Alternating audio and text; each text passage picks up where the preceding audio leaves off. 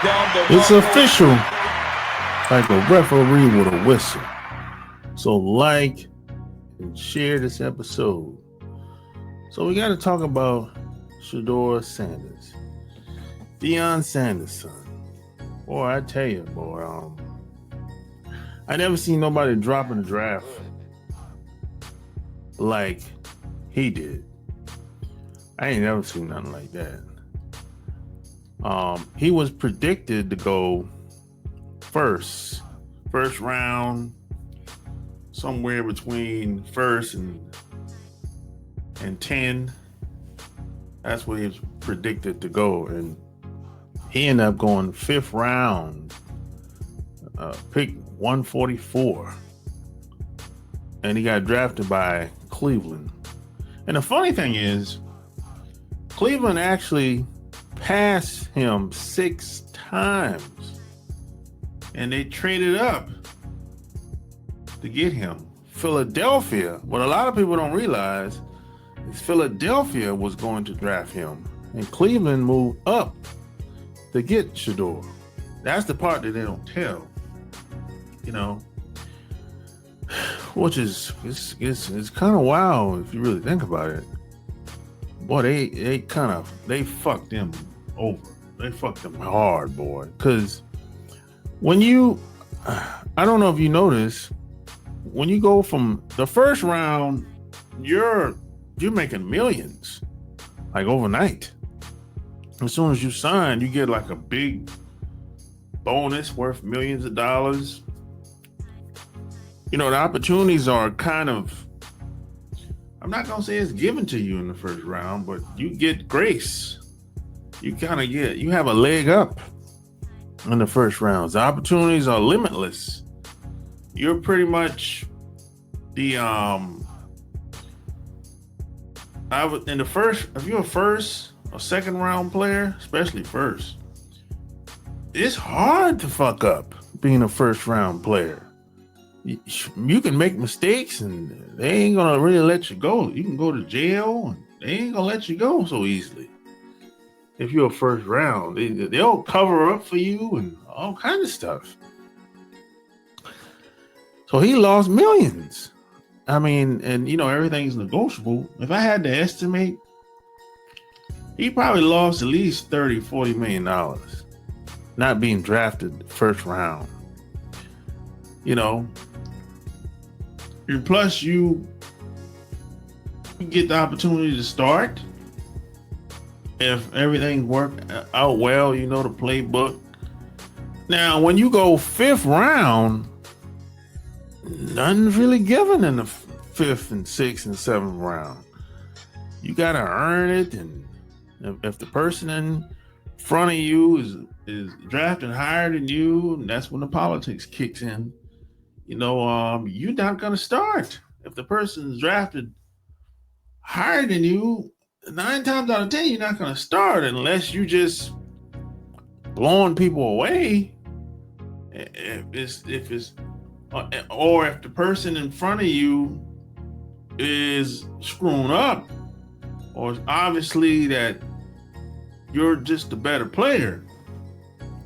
But there's a good chance you ain't gonna play in the 5th, 6th, and 7th round. Somebody has to get hurt, or so many things have to happen for you to play in the 5th, 6th, 7th round. So he's at a disadvantage. You know, the way they got the game NFL set up, the draft set up, you know, and the pay is less. I'm not saying he's making money already. As a matter of fact, the money he made in NIL is going to be more than the money than the contract he's going to sign in the NFL in the 5th round. I'm telling you right now, that's just what it is, because you get drafted in the 5th round, the money ain't the same. I think they give you 2 to 3 years. I think you get like a 2-year deal with a 1-year extension, depending on how productive you are or something like that. And the money is less, dramatically less. That's what it is. And you might never play, you know.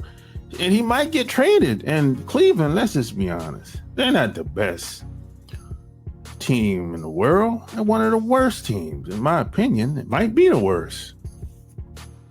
Now, some people will say, well, why would they do that to Shedeur? You know, he's a good kid. He followed all the rules. He played by their game and still doesn't go right.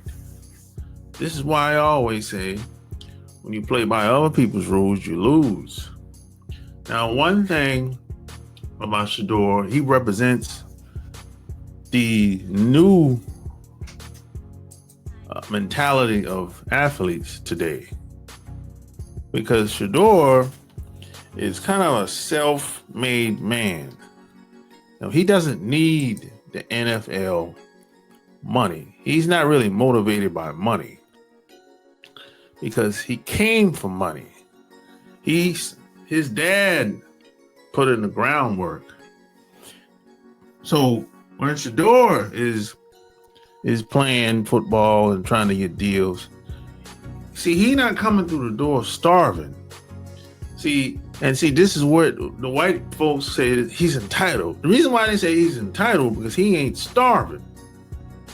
Unfortunately, I'm gonna say at least over half of these guys that got drafted yesterday in the NFL, they need that money because they starving. They coming from the hood or from they grew up poor and their families is hurting. They need that money, so they're not really in a good position to turn much of anything down. But see, Shedeur, he ain't starving. He already has money already. He just loves the game. You know, once you get past all the jewelry and the watches and all that stuff, he loves the game. And there's nothing wrong with having jewelry. But see, here's the deal. A lot of people are not used to a guy like Shedeur. They're not used to a guy that's confident. You know, he got his own money. He know how to get that bread, know how to get that bag. He got a lot of endorsements, a lot of investments. A lot of white people ain't used to that. They used to the guy coming through the door starving and buck dancing like Travis Hunter was doing. When Travis Hunter got drafted, he was buck dancing on stage. If you saw the draft, you know what I'm talking about. I saw the little clip. I was like, what the hell? He was doing the chicken dance. I'm like, hey, what are you doing? He's doing too much now. You know, see, Shedeur is not like that. Shedeur is a very confident young man. He loves himself. He ain't trying to be nobody else. He ain't cold switching. He is who he is when he comes through the door. If you call, I remember I heard the clip of a phone call when the coach called from Cleveland saying that they were going to draft him. I said, no, he's the same. He said, it's going to be a legendary experience when I come down there and we get to work and everything. So see, most players wouldn't even talk like that. Most players would say something like, oh, I'm so thankful to have the opportunity and all this bullshit. Because see, they want the black players to be humble and all this shit. Whatever. They want you to bow down and kiss the ring and kiss ass. Shedeur's not doing all that. This is why they call him arrogant. Him having money, having jewelry, cars, clothes, all that shit, that's arrogance. Because see, they're not used to anybody like that. Plus, look who his dad is, Deion Sanders. Now, Deion Sanders is not really liked by a lot of coaches in the NFL and a lot of owners in the NFL and a lot of coaches in college either, you know, at this point, you know, because of what he represents. He represents a strong man with a good, solid family, an honorable family, an honorable man. You know, if you don't like Deion Sanders, you just a hater. If you don't like what Deion Sanders represents, you're just a hater. And unfortunately, there's a lot of haters out here, you know, and they'll say, oh, he's just arrogant. That's all. Well, see, I remember when Johnny Manziel was in college, he was getting in trouble before he even got out of college. If you remember how Johnny Manziel was acting, they used to say, oh, he's so confident, he's so awesome, and this and that. Nobody said he was arrogant. Johnny Manziel was arrogant. So see, it just depends on how they see it. See, if the person doesn't look like me, with all the cars, clothes, jewelry, and flashing watches, and got the women, a lot of people ain't gonna like it. That's just what it is at the end of the day. You know, it's kind of like somebody will say, oh, I love hip-hop music, right? But hip-hop music, that doesn't come from white culture.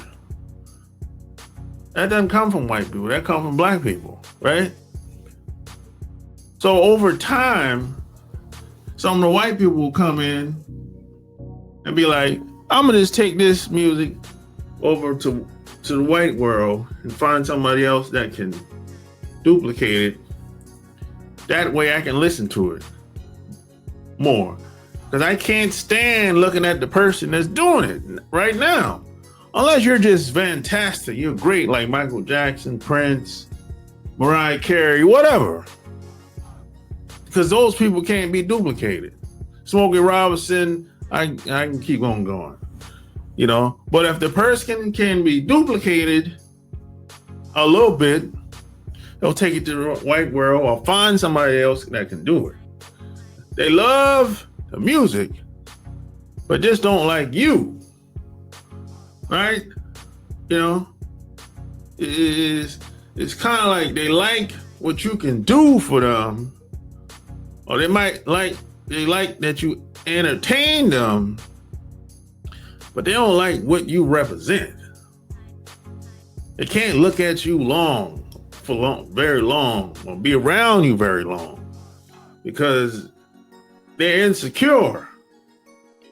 That's what it really boils down to at the end of the day. And a lot of people, they just can't stand an honorable man with a good family. They can't look. If Shedeur Sanders was a white dude, he'd be bigger than life. He'd be bigger than life. He got drafted first round, first pick. But that ain't the case. So I wasn't surprised. I'm just keep it 1,000. I wasn't surprised when he dropped. Now, I didn't particularly think he was going to drop in the 5th round, but I wasn't surprised when he didn't go first or second player. I thought he would drop to like maybe 20, 25 or something like that. First round, 25th pick, something like that. But 5th round, 144th pick. Come on, man. You know these owners got together and conspired and said, hey, nobody pick him. We're going to teach him a lesson. You know, we're going to teach him that this game is much bigger than you. You know, it's that type of shit. You know, it's a secret society. NFL is a secret club. You know, that's just what it is. You know, but this is a good example of what happens when some people like to say, oh, you got to play the game. You can play the game and still lose. You can play the game and still things still not go well. Things still not go as planned.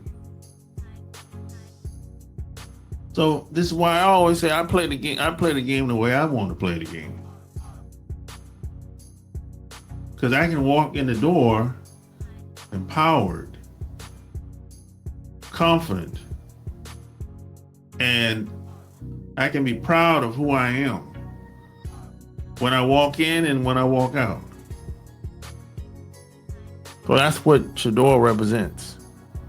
You know, he represents a new age of athletes where they control their own narrative, where they don't have to bow down and kiss people's ass and all that nonsense. So you tell me what you think. Like, share this episode. Until next time, I'm out. Peace.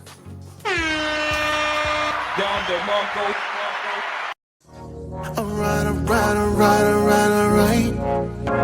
Just got the call, it's going down tonight.